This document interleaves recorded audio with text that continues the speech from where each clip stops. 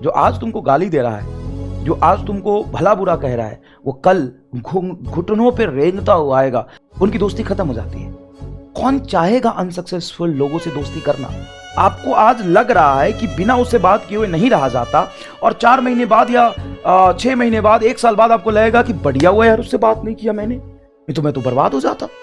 हमें भी ऐसा लगता था, ईमानदारी से बताता हूं, कि ये जो इंसान है वो मेरे लिए बहुत ज़रूरी है, ये इंसान मेरे लिए ऑक्सीजन है, और ये है तो हम हैं, और इसी के साथ हम अपना कल देखते थे।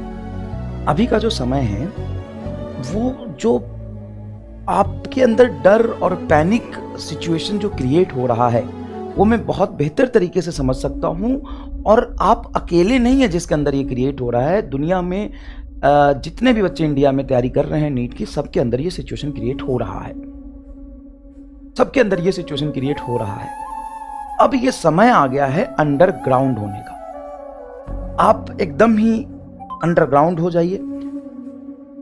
मोबाइल सिर्फ यूज करिए लेक्चर देखने के लिए और टेस्ट देने के लिए। बाकी सारे सोशल मीडिया अभी तो आपकी डीएक्टिवेट हो जानी चाहिए। सारे रिलेटिव से, चाहे वो तुम्हारे माँ बाप ही क्यों ना हो, भाई बहन ही क्यों ना हो, रिश्ता नाता तोड़ देना चाहिए। ऐसा नहीं कि तुम 4 महीने पढ़ने से पागल हो जाओगे। ऐसा कभी सुना है? जो 3 महीने लगातार पढ़ने से पागल हो गया, ये हो गया, वो हो गया, ऐसा कुछ नहीं होता।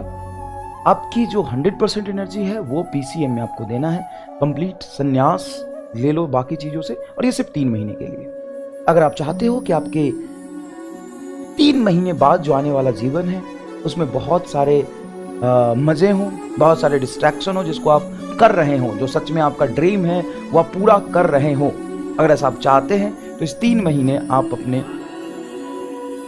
आपको जो इंस्टेंटेनियस डिस्ट्रैक्शन होता है, इंस्टेंटेनियस मतलब चलो यार ये बाद में कर लेते हैं, अभी ये कर लेते हैं, अभी वो कर लेते हैं, मेरा दोस्त तो ये कर रहा है, मेरा दोस्त तो ये कर रहा है, अच्छा मेरा दोस्त क्या कर रहा है तब पता चलेगा ना जब मैं दोस्त से बात करूंगा। और याद रखना,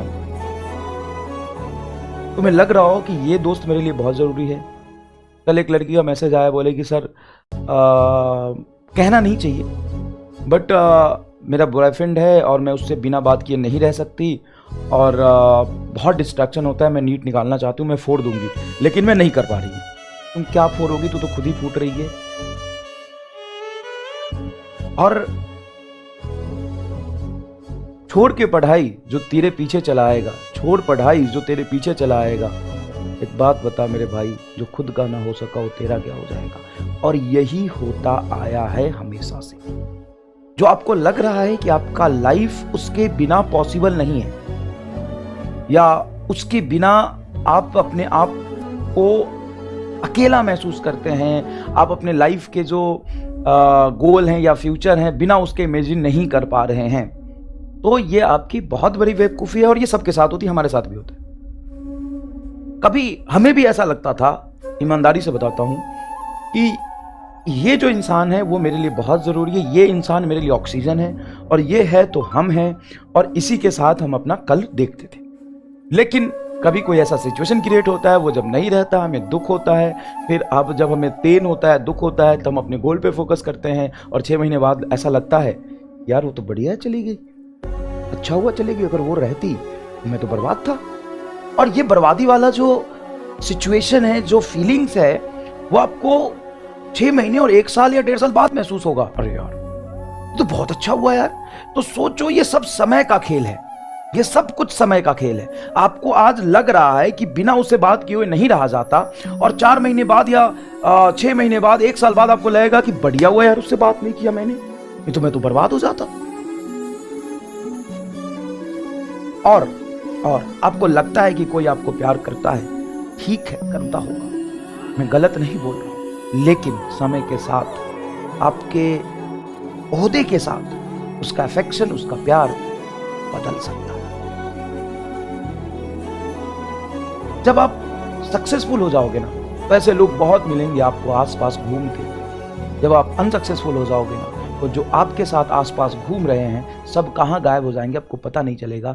बहुत ही प्रैक्टिकल बातें कह रहा हूं मैं। जैसे एग्जाम से पहले 2 तरह के कैटेगरी के बच्चे होते हैं। एक ऐसा जिनका ग्रुप होता है जो घूमने जाते हैं, जो एक साथ लंच पे जाते हैं, एक साथ फोटो खिंचवाते हैं, एक साथ काम करते हैं। दूसरा बच्चों का कुछ होता है, कुछ दूसरे तरह के बच्चे होते हैं जो पूरी तरीके से ईमानदारी से पढ़ रहे होते हैं, ना उनका इंस्टा अकाउंट होता है, ना उनका फेसबुक अकाउंट होता है, ना उनका कोई सोशल लाइफ है, ना उनका कोई ज़्यादा दोस्त है।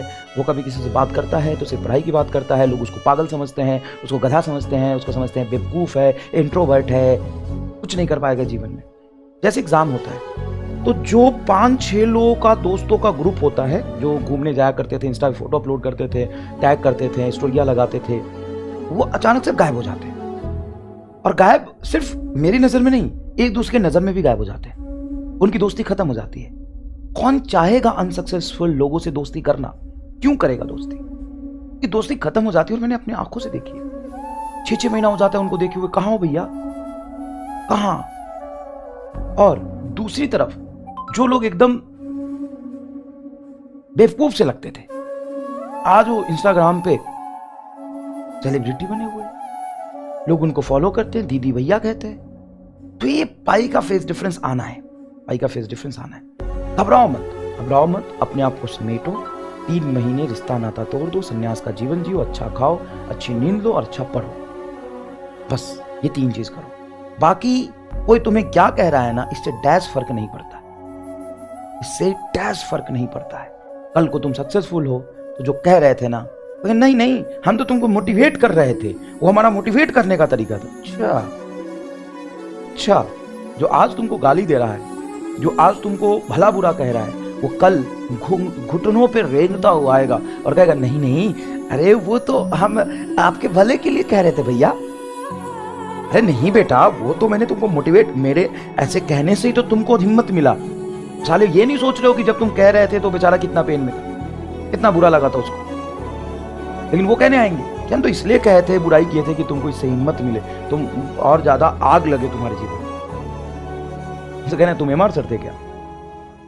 वो कहते तो समझ में आता, तुम कौन थे वे?